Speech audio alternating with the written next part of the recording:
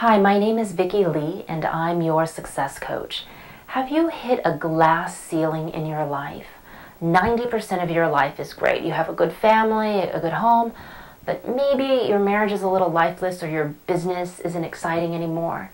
Is that last 10% gnawing at you? Most people will start to obsess over that 10% because it's keeping them from being truly happy. And sometimes you trade in your 90% to go chase that 10%.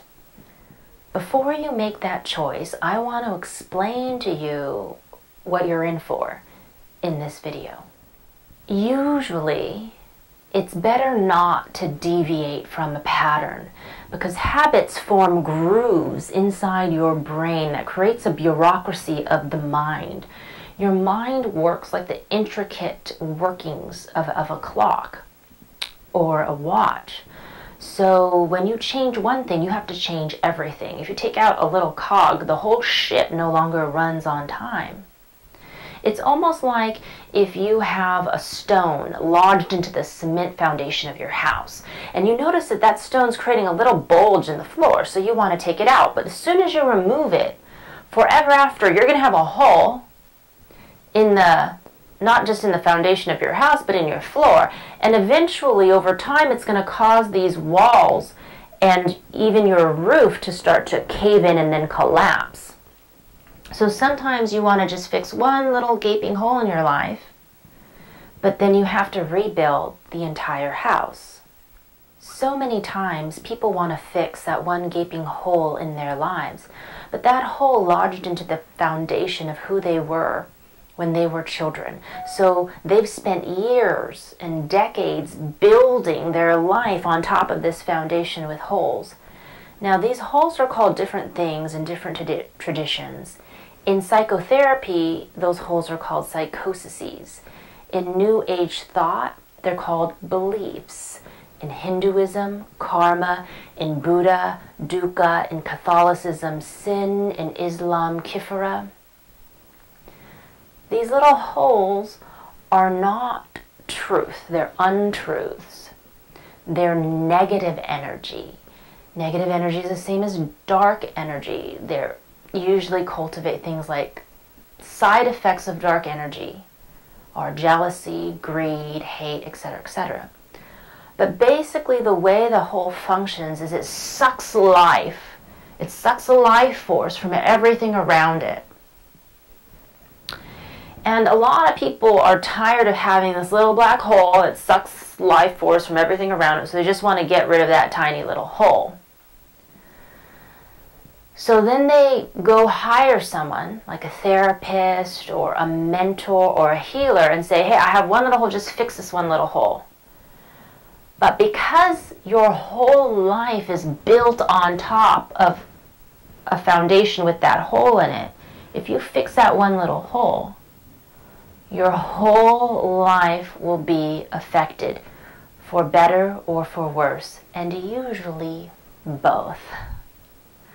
So, for example, look at one of my clients who used to be an up-and-coming, wealthy, young businessman in Southern California. He had this one little gaping hole. He had everything: money, fame, fortune, reputation, health, except he was lonely because he had spent his whole youth building his fortune. Now he didn't have anyone to share it with.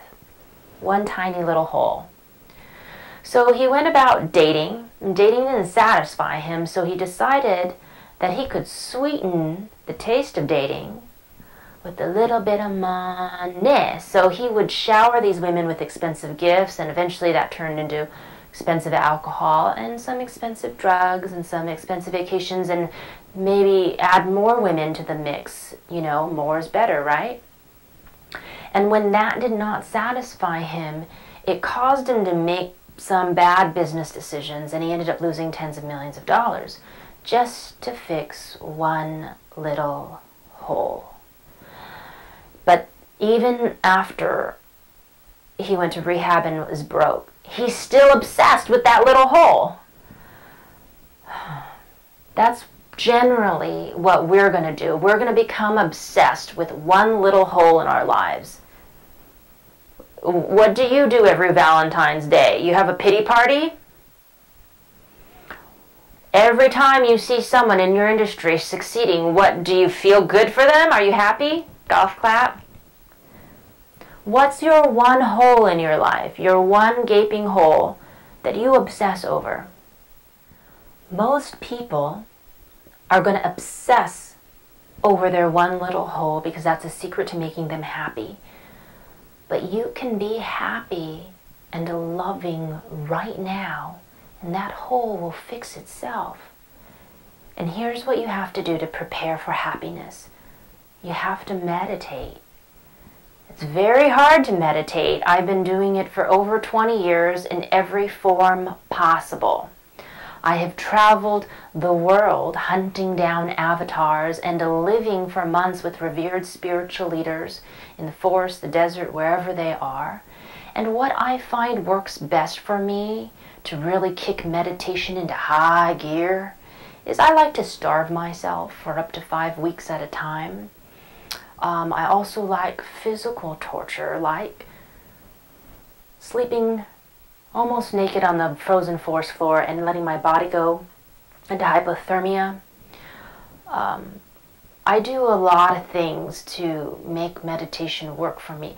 But if you're not like me, and you don't spend 70% of your time avatar hunting and chasing enlightenment, then what I suggest is oneness meditation with Sri Bhagavan and Amma Bhagavan in Golden City, India, founders of Oneness University.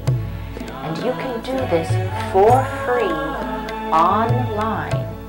There are over 100 certified oneness meditators in the world. And they do it on a daily basis. You can just go to this website, you pick your time zone, you hit webcast, and boom, it's live streaming. For the first 10 minutes, you're going to hear music, and you might see the oneness meditator with his or her eyes closed. Just for 10 minutes, sit in silence, calm yourself. You will be instructed by the video to open your eyes, stare deeply into the oneness meditator's eyes for about 10 to 30 minutes. Just let yourself have any emotion you're having. What's happening during this time is divinity is causing a transmission of energy through, just like through a telephone. Oneness meditators, they're just a tool, a telephone. Through that oneness meditator into you, and it will physically change the structure of your brain and your heart. They say that in a year you can spiritually advance what it would take a normal man 1,000 years to do through this oneness meditation. When it's done, the oneness meditator will close his or her eyes, and you just sit there in silence for about 10 minutes and let everything integrate. Now, do not worship this person. This person is just like you or me, except they've had some spiritual training, and they are in a state of conscious prayer. So they're not a God, they're just a person who's offering the service for free. Try this 3 or 4 times and see how it begins to affect your life. Namaste.